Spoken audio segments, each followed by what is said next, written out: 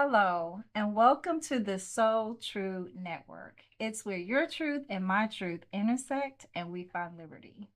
I am so excited for this roundtable discussion because these are three of the four entities that are featured in this first round that we're going to have discussions within our community. And So Tru is about the spirit of Sojourner Truth in terms of her focus on community, uplift, and women's empowerment. And so we want to channel that energy. But at the same time, it's about us all speaking our truths based on our journeys, based on the passions that we have. So I'd like to go around this round table and have everyone introduce themselves. I'm Dawn Johnson of Dawn Johnson Empowers, and we'll start with the Nazeer family. I am Crystal uh, Nazeer, and I am with Landon Lane Homestead and Retreat. Yeah, I'm Jonathan Nazeer, one of the managing partners of Landon Lane Homestead and Retreat. And I'm Latoya Benjamin Nazeer, another partner of Landon Lane Resort and Retreat. And I am Teena Jackson, owner and founder of Rule Your Data, where we help focus leaders identify hidden data risks and save their reputation and money from regulatory fines. And I'm Josh Bovill, educator, author, but like to think of myself as a person who's a story advocate. Absolutely. So our circles have overlapped in a lot of different ways, a lot of different ways. And so I'm just so excited to kick off this series of interviews where we're focusing on impact and empowerment. And we all kind of have different lanes that we're focusing on. Like the Nazeer family, I really look to you in terms of talking about building legacy. You all have really evolved in that way, and there's a lot of intentionality around what you do. And everything that we talk about, there's overlapping circles, right? But I think that's a lane that you own. Play on words. And then with Teena, just evolution. Like we've known each other for a very long time, and just watching the growth. And she's in a phase of life that we both have found ourselves in and caring for aging parents. And that's kind of I don't know if it's the last tier of that evolution. But again, there's so much meat there. And then Josh Bovill, his focus on saving our Black boys and being an educator, being an impactful educator. And then a wonderful family man and storyteller and just all around funny guy. Love his spirit. And then I'm passionate about women's empowerment, especially our health. Um, Community engagement, like how do we re-engage our community in saving ourselves, and then financial empowerment, increasing financial literacy and empowerment within our communities. So with that, you all will have the opportunity to hear their individual stories throughout this season, season one. But we just wanted to kind of collaborate a little bit to kick off the series. The series will open up and you'll hear all about them. It's kind of our season opener with this discussion. And there's one network participant that's a part of season one, Patricia Sams, that's not at this table, but we have a special edition conversation with her. So I'd like to start off by talking about it, and I'm going to try to keep us on track by focusing on very key questions. Because we can go. Yeah. I feel like we're in like a societal reboot. With this administration, I think we as a community are faced with, okay, this how we doing this? What do we need to do to look back at, our cultural heritage to help us navigate these times? And what do you think are critical decisions that we need to be made and almost create guides for ourselves, for our families, and our communities? So just like you to address that a little bit, just in perspective related to your particular focus in the work that you're doing right now. So what's the guidance that you want to give if you could create a rule book to help people navigate these times? What would it consist of? I can start for us. I think that where people should start would be to making sure they're connecting with their families, because the unit of the family is what's going to help move the conversation forward and move the family forward, Mhm. because we can all be individual and work individually, but collectively we can get a little bit further along than just our individual state. And so where we look at if we're all moving, we're in a society of being individuals and Mhm. not individualistic. So Mhm. if we do the counter, we're looking at being a collective society Mhm. where we're working together for the greater good of everybody and not just myself. So I think that if we are starting someplace, let's start there. Gotcha. Your nucleus family. I mean, we talk about this all the time. Mhm. I think some of it is, a real decision has to be made, and we got to have an honest conversation, right? Mhm. Honest with ourselves to say, hey, listen, am I doing this for me, Yeah. or are we going to do something that's going to be for the greater good? And I don't think that somehow or another, I want to make sure I say this the right way. I consider myself a community capitalist. I believe we got to make money, right? Right. And we're having conversations about wealth building. That's just the reality of it. We've got to make money. But I don't have to make money at the detriment of somebody else or the detriment of a community. Whatever I do, I want it to be for the good, the greater good of everyone. Right. And so we have to that's a decision that each person has to make. Mm-hmm. Am I making this decision solely for me, or am I going to do something that's going to be for the greater good of the community at large? Right. And if I happen to earn a dime in that process, Mhm. that's absolutely okay. And we've got to be comfortable with that. We do. We got to be comfortable with the fact that we can actually earn a living from our people, not shortchange them, Mhm. and our value position still stays the same. So I think that's the one place that we've got to kind of start, is just start thinking, to Crystal's point, thinking about the collective and thinking about what is our responsibility? Because I think there's a lot of people that walk around and feels like that's just not my problem. Mhm. As long as, and I don't know if it's because I'm getting older. Mhm, When you get a little older, you get a little wiser, and you think about these things.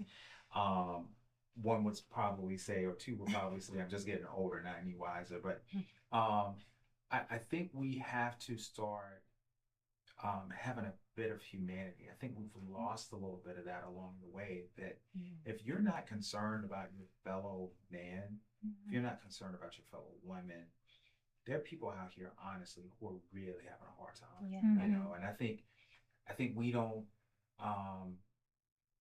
I had a great conversation. I was sharing this with Crystal and Toya the other day. I had a great conversation with my cousin just a couple of days ago.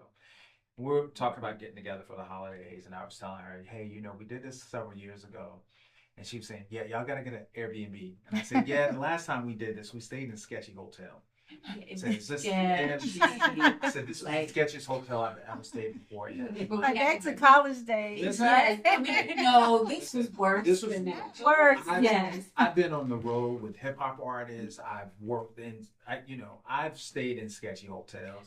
This was like, do not take your clothes off. Yes, but we needed to stay someplace. Yeah. Just Right. the night. It was to the point, Yeah. to the point where there's like a Band-Aid covering up the peephole. Oh, like it was Band-Aid. tissue stuff. Yes. It was Oh, bad, it was bad. right? And so my cousin says to me, she says, yeah, but thank God that you knew the difference between what a sketchy hotel looks like and what it doesn't. And I was like, man, Yeah. I know you were just joking around, but that is so, because some of us live in it and don't even realize how bad it is, right? So you need that other person to come along and kind of pull you out of this. And so, I am grateful. I'm grateful for this platform of So Truth. Is like, we really have to start having conversations about how do we unify. Yeah. And unity doesn't necessarily mean that we put on the same everything. We don't gotta have to think the agree, same way. right. We gotta act the same way. We gotta attend the same places. None of those things really matter. Unity is much bigger than that. And so we have to. There's an education process that has to happen. But I think unity is there. But I think there has been a long-standing way of dismantling when we decide that we're gonna come together. Mm-hmm, You know, and so I Very heard Tank say intentional. something recently like the thread is our love for each other. Absolutely. That's the ultimate threat, right? So if we can figure out how to love one another and love one another based upon where we need that at, where how love shows up for us, Right. then we'll be in a much better position. Absolutely. And that's one of the reasons why I wrote the book Rules of Engagement, because I was finding so many people, you know, we started throwing around these terms, boundaries, and I was like, okay, I'm good with boundaries, but y'all throwing up brick walls. Right. Like, we're never going to, you know, throwing you out the window, never want to see you again type of an experience. And I'm like, there are ways to, you know, realize that we don't agree on certain things. And that's where I came up with the concept of overlapping circles. Like, focus on when you do agree, because I guarantee you there's something that we have in common or that we agree on. And let's just keep the relationship there. Like, keep the other stuff outside. And I'm like, let's make these boundary screens. We let the light in, keep the bugs out. Yeah. So that, to your point, we have to do that better, because we were, you know, as black folks, we shut down. We should shut down. I think that's the thing. Like, no one taught us those sort of things of like, I think the older I'm starting to get, like, I don't want to agree with everything. Right. I don't want somebody who totally agrees with You wanna every be single thing. I challenged. want to be challenged. Yeah. Or at least you should want to be challenged and say, challenge my thinking. Let me try to make me see it a different way. Right. Maybe I don't have it all figured out, which I don't. Yeah. You know, absolutely. I'm like everybody else. I'm out here. I don't know what's to come. You know, Right. but somebody who can, I want it done in a way that's courteous and respectful. Absolutely. I want to be able. I don't want to be adversarial just to be adversarial. Exactly. But I do want somebody who's going to kind of challenge me a little bit. And then in those areas that we agree on, man, let's ride. Let's drive. Yeah. Exactly. And so the areas that we don't agree on, let's move it to the side, not allow it to mess up the momentum of the things that we got that's working. Right. And then we'll go back. We'll deal with this, because sooner or later we got to find some goals, and then maybe let's go back and pick up on this one that we were uneasy about. Because things may have changed. Right. Yeah. Give people we all involved. and change. I've met people in the beginning, we didn't jive. Right. Like, it's just something, and you know how we say, you're like, just something about it. Or we use this one. Something about don't feel right in my spirit. Oh, goodness. We're about that We spirit. good about that spirit thing, right? And then later you find out, like, maybe they were having a bad day, maybe I was having a bad Or day. it triggered you. Oh no, absolutely. Something. Something showed up in them that Right. reminded me of something. Right. bad. That It part. was something that you're dealing with, and they reflected it back to you, Right. because that tends to happen. Right. Whatever you'd have a distaste for, Yep. it is what you actually are dealing with yourself, and it's just being reflected to you by somebody else. Well, it's That's a human experience, and I don't think we give ourselves enough credit to be human, Yeah. right? We're not robots, you know. So I think we gotta leave space for us to be human, and to know that with humans we all have flaws, right? And so we gotta. Now, I'm not saying I don't want anybody to get mistreated, but at the same time, you just gotta give it. As my grandma say, give them a little grace. A little grace. So. Yeah, I love what you started with. For me, one of the things that I think that adds to that is, like, in business, we talk about mission, vision, values. So what I like to do is approach that in my family. And I'm divorced, so I do it with myself, and it spills out to my two children. But what we talk about is mission. Like, what's the mission? What's the vision? What are the values? And then OKRs, objectives and key results. So how do we set this up for the entire year? I do mine for the year to make sure that we are hitting what the mission is and what the vision. So having those conversations with your family and bringing people in, I mean, I just think it's at this point a no-brainer. Right. Like, it's not a matter of question. It's not a matter of question. And if you want, I mean, being someone who's like now have aging parents, my mom unfortunately has developed early onset dementia. My mom is 68. Wow. Yeah. She's young. She's 68, and this is a woman who is vibrant. I mean, she's a cosmetologist, so You can't always stop her. Right. always, always looking good, vibrant, health nut. We used to call her like the family pharmacist. She knows about every medication, every herb. But I've seen her over the years like take on so much, and not deal with her internal issues. So I think it kind of imploded. So now she's dealing with these mental issues. But when I think about the responsibilities and I'm the only girl, so it's me and I have my two brothers.